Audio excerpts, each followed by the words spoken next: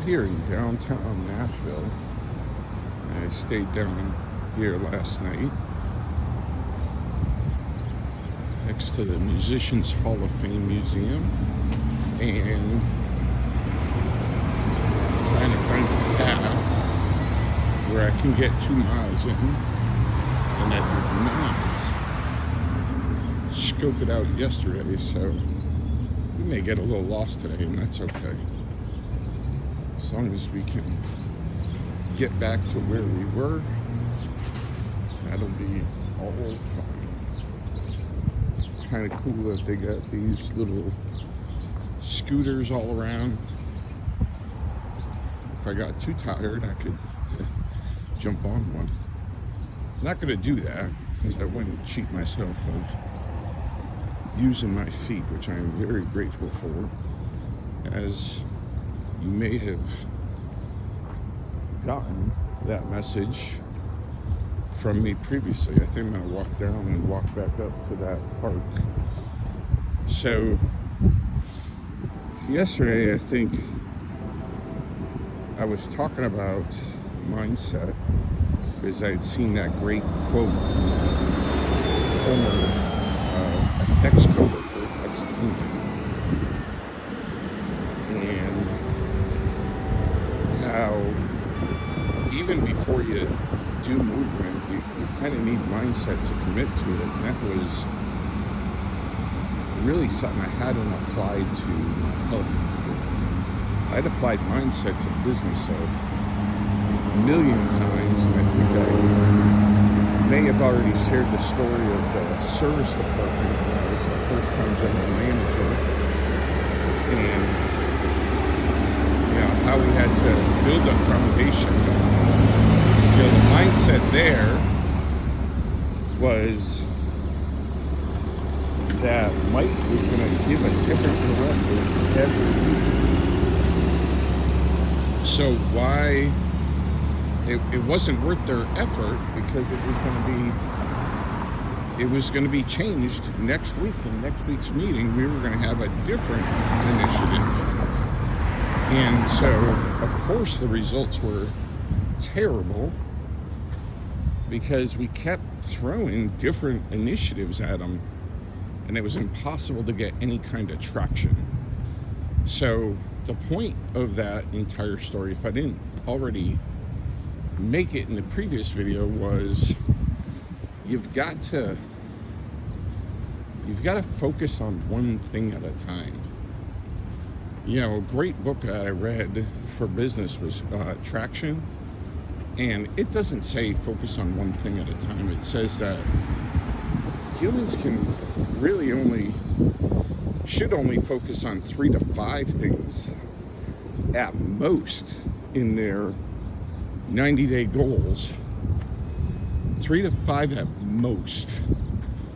So, by switching up initiatives all the time, I was filling that 3 to 5 just in the weekly meetings, never mind their normal routines and responsibilities. So I boiled it down to 1. I hadn't read Traction at that point yet, so I can't say that it was inspired by Traction, but what I can say is that the results were much better when we focused on one thing for about 4 to 6 weeks. And it's not that we didn't talk about anything else, but our focus was on that one thing, which was reading the card at the greet step, which I didn't know was a greet step at the time because I hadn't joined Nexstar yet. And making sure that when you were done with the tune-up, you would go back through that card with the customer and tell them what you found. It was really that simple. Letting the customer know beforehand what to expect, and then coming back to them after and showing them what you found. So I want you to apply that to health, and don't worry about exercising. Don't worry about nutrition, although if you are worried about those things, that's good, that's healthy.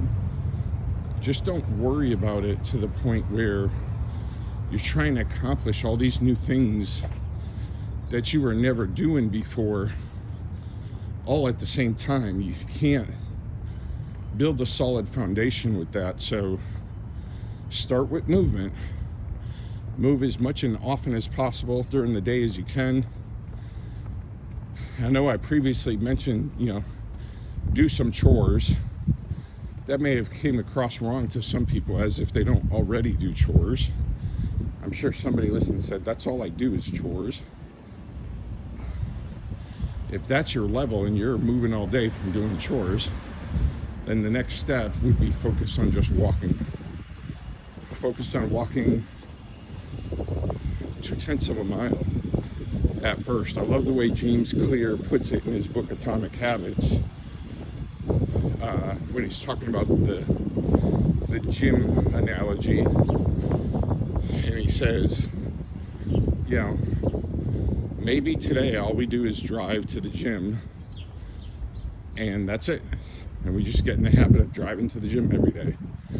Eventually you're going to build on that habit of driving to the gym to going into the gym.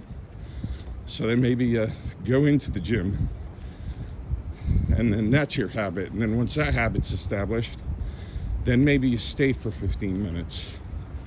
So apply the same thing. I wouldn't start at the gym if you're not already walking. Walking is definitely, I believe, foundational after movement. If you're moving all day, working all day in the yard, then walking is the next thing to add. And I will tell you that when I was doing my backyard and ripping out all the bushes and revamping the yard so that we could have a huge garden this summer, I wasn't walking every day. I wasn't working out every day because I was doing so much work in that yard. I didn't have any extra energy for it. So that was my exercise. That was my walking. I ended up trading one for another because I ended up running out of yard work to do. So as I ran out of yard work to do, I just replaced that with more walking. And then I replaced it with exercise when walking wasn't doing enough, because you're going to get to a place as you gain more and more energy that you're going to need to do a little bit more as your body acclimates, because that's what's happening, is your body will begin to acclimate and your muscles will begin to acclimate to the activities that you're doing. So staying active is super important for that centurion decathlon that Peter Attia talks about.